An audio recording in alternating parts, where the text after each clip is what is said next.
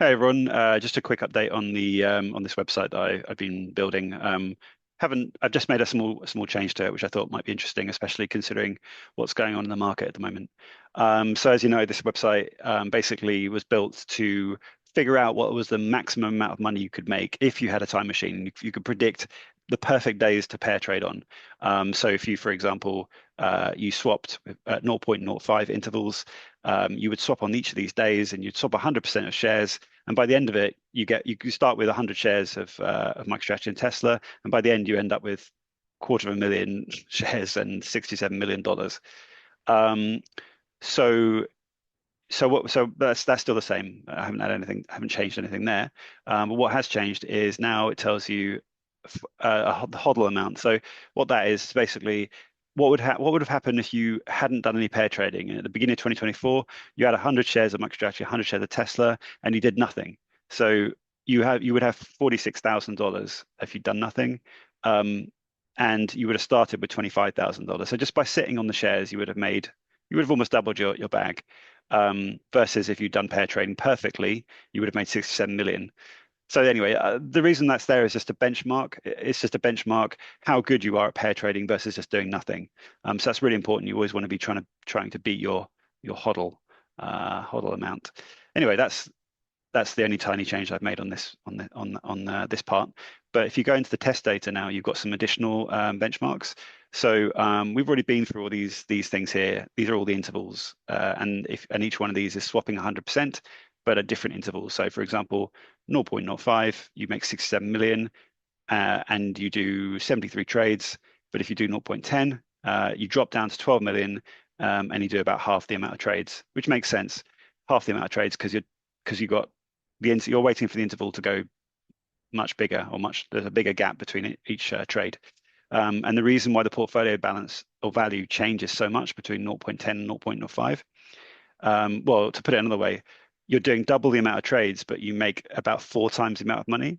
Um, yeah, 67 million versus 12 million. And the reason for that is compounding. So every time you do a 100% swap, it's like doing 100, then 200, then 400, then 800.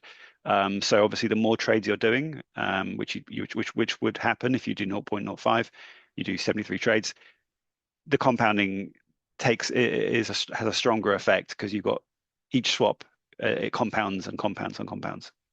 Anyway, I'm just going over what I've already gone through. So this is the new part here. So these are the new presets we've got here, and this is quite, I think, quite timely because right now with the way the market's going, there's lots of talk about how to swap between intervals and how many shares you should be swapping.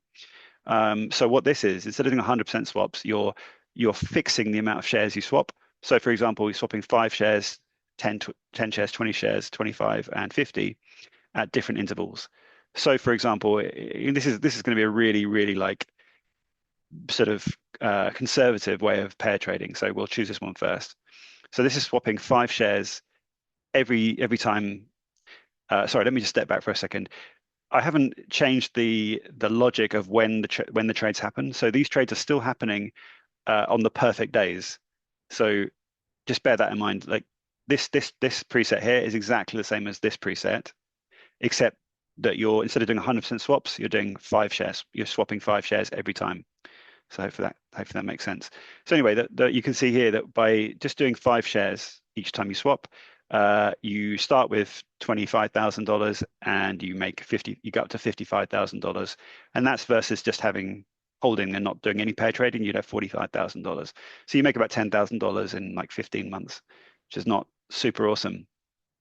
And we can compare that to if you do 0.05, so you're swapping almost twice the amount, you get $60,000 versus just holding, which is $45,000. So you make $15,000. So basically, what this is saying is, if you swap 5 shares at a time for over the course of 15 months, you don't really make a lot of money. I mean, this is the best case scenario as well. Like this is like doing it on the most perfect days. So yeah, not great. But obviously very low risk because you're only swapping 5 shares at a time. Anyway, if we step forward, let's go and look at, I don't know, 20 shares or 25 shares. So 25 shares, 0.10. So you do 40 trades, you start with $25,000 and you get to $90,000, which is a pretty decent gain. And that's again what you would have if you didn't do any trading at all. So basically, you double you double what the bag would be worth today versus doing nothing. So 90,000 versus 45,000, pretty good. And if you did 0.05, it goes from 90,000 to 110,000. So like the change, the increase in profit isn't like dramatic like it is when you do 100% swaps. Like I said before, you earn four times more the number of shares from doing 100% swaps if you use 0.05 versus 0.10. Sorry, I'm rambling a bit, but the lesson I think, or the useful thing to learn from this is that the difference between swapping at 0.05 versus 0.10 when you're doing a fixed amount of shares like 25 shares, whatever, isn't that much. It does okay, but the other thing to think about is like if you do 0.10, you only do 40 trades, whereas if you do 0.05, you do almost double the amount of trades. Now that's fine if you're really good at like trading, but if you don't, if you like, this is best case scenario, you will make $110,000 if you trade 73 times perfectly. But if you do 0.10, you make like a decent amount of money, almost the same basically, but you do a lot less trades. So which means you don't have to be as right as many times.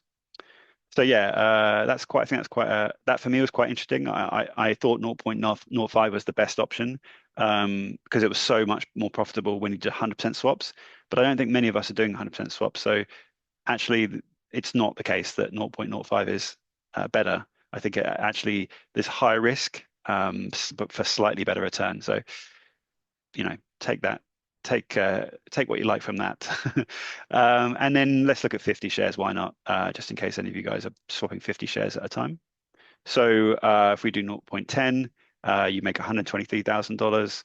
And if you do 0.05, you get to $165,000 from all these trades over 15 months. So pretty decent. If you can do 50 shares, that's that you're going to make a decent chunk of cash. You've basically tripled your money from doing nothing. 45, yeah, it's over triple basically. And yeah, that's pretty much it. I mean, maybe what I could do if anyone's interested is I could, instead of doing fixed amounts, I could do a percentage amount. So let's say you had 100 shares, we could do presets for what would happen if you swap 10% of your bag each time. Um, so that then there would be some compounding because first if you had 100 shares and you do 10%, the first swap would be 10%, 10 shares.